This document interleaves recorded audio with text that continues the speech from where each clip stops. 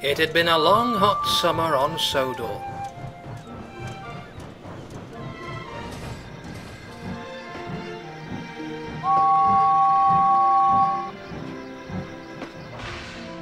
A fair had come to town, and all the children were having a marvellous time enjoying the rides.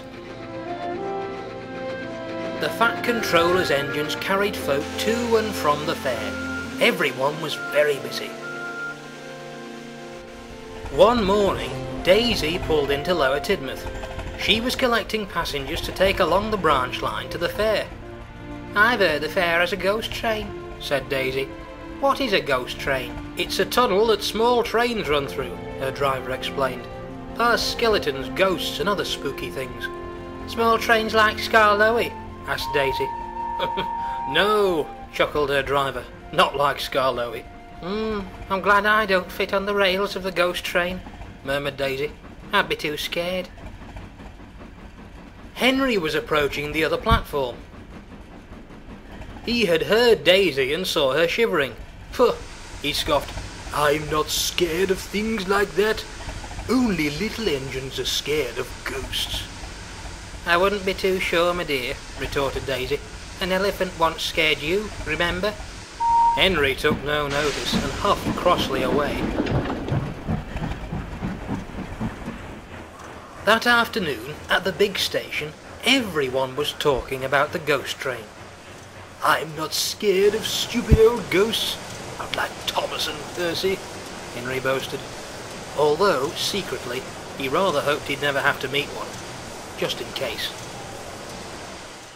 Later, Henry was resting in the shed. He was just about to settle in for the evening when his driver returned unexpectedly. "Wake up, Henry. Part of a tunnel roof has collapsed. The Fat Controller wants us to take some men to clear the rubble right away," he said. "Bother," grumbled Henry. "I was looking forward to a rest." "Cheer up," his driver laughed. "It's not exactly hard work." "Well, at least it will get me away from all this chatter about ghosts," Henry groaned. "Ooh," spooked Thomas. "Watch out for ghosts, Henry. Remember, the tunnel is darker at night without a lamp." "Be quiet, Thomas. There's no such thing as ghosts, and even if there were, I still say it's only little engines who'll be scared of them." And with that, Henry puffed grumpily out of the sheds.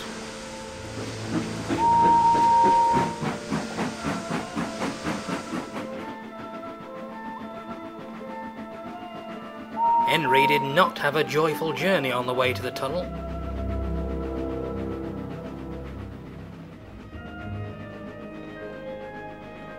The trucks teased him with every puff.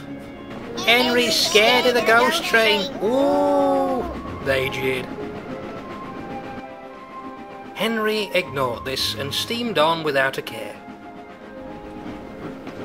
Soon they reached the blocked tunnel, and Henry puffed cautiously inside.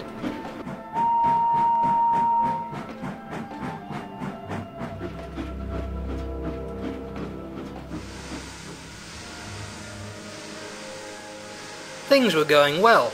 The workmen had cleared up what rubble they could. When they were loaded, Henry started to pull the trucks out of the tunnel. But all of a sudden, bump, clank, and stop. "Bust my boiler!" cried Henry. "What in the Fat Controller's name was that?" Henry's driver got down to look. "Your tender is derailed," he shouted back. "Some rubble must have fallen behind us. We can't go forward nor backward." The guard went to find a telephone to call for help. When he came back, it was not good news for Henry at all. "I'm afraid help isn't coming until the morning, Henry, so you'll have to stay here for the night." "Brilliant," wheezed Henry. "That's all I need." When the driver, fireman, workman and guard went home, Henry was left alone with the trucks, who, fortunately, were asleep. Quite soon, he had begun to doze too, and then eventually drifted off to sleep.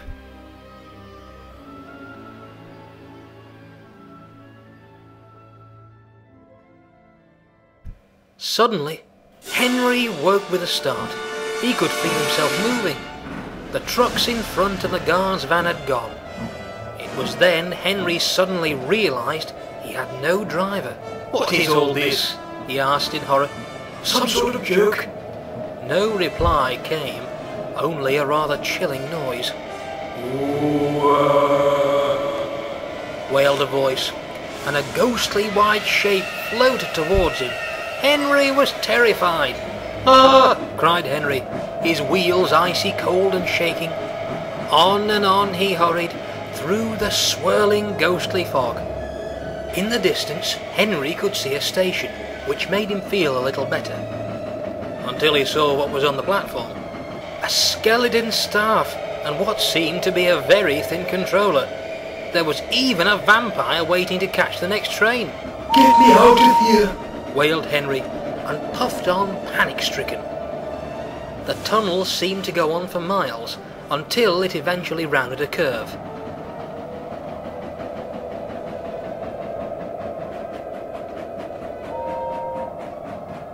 Henry came to a sudden stop.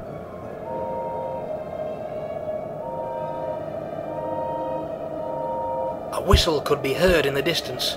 "Sounds like Gordon. Oh, thank goodness." Henry saw a light approaching fast, but had completely forgotten he was standing on the same track. Then, from around the bend, a shadowy, ghostly Gordon rushed towards him with a scream and a roar. Henry could bear no more. He blew his whistle loud and long. "No more! No more!" he screamed. "No more!"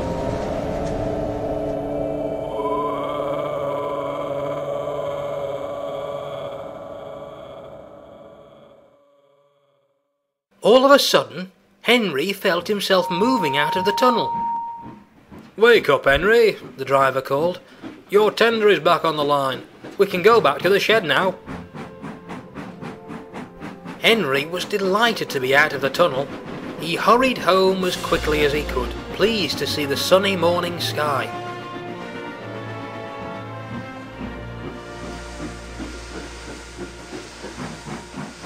The other engines were waiting for Henry as he returned. "Where have you been?" asked Gordon. "You were away for longer than we were expecting." "Did you see any ghosts?" teased Thomas again. Henry tried to sound as brave as he could. "I said I didn't believe in ghosts. Therefore, no, I didn't see any." But we all know what Henry saw in his dream, don't we?